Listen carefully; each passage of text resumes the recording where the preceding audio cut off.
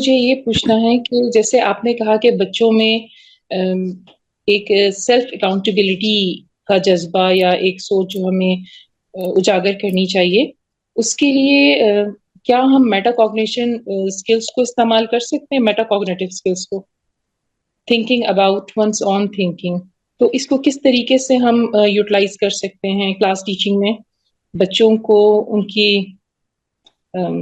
Improvement کے لیے، کہ کس طرح سے وہ سیلف اکاؤنٹیبلٹی کے لیے اپنے آپ کو تیار کریں؟ اچھا، میں نے تو یہ کہا ہی نہیں کہ بچوں کو سیلف اکاؤنٹیبلٹی ان میں پیدا کریں، یہ تو میں نے کہا ہی نہیں.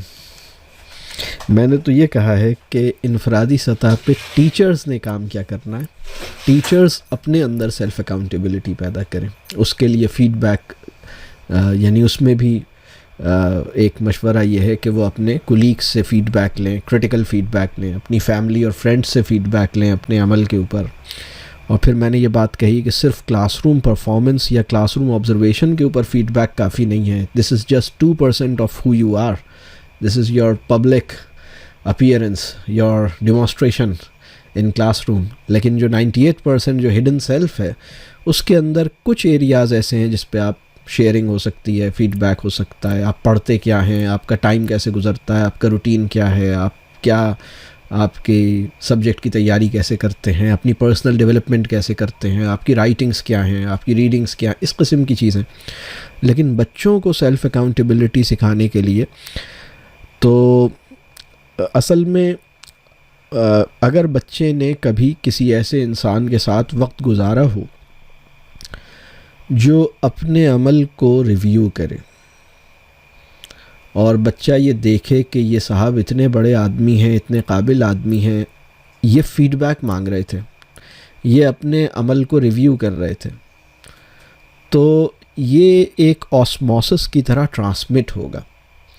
یہ ایک اسپرٹ ہے جو ٹرانسمٹ ہوگی.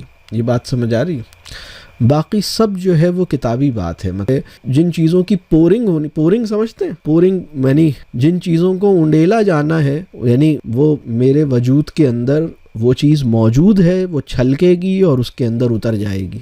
یہ بات سمجھ آ رہی؟ یعنی مجھے اس کا حامل ہونا ہے، یعنی مجھے اس کا کنٹینر ہونا ہے. ٹھیک ہے؟ تو if you are the container of self accountability, you have the true spirit of self accountability. مطلب جیسے وہ ایک انڈیمک ہوتا ہے نا، مطلب ایک جیسے منتقل ہونے والی بات، وہ لگ جائے گی انشاءاللہ. اسے بالکل پریشانی کی بات ہی نہیں. اللہ تعالیٰ آسان فرمائے.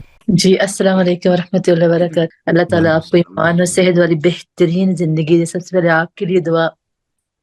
میرا سوال یہ ہے سر کہ میں قرآن ٹیچر بھی ہوں، تو یوتھ کو پڑھاتی ہوں.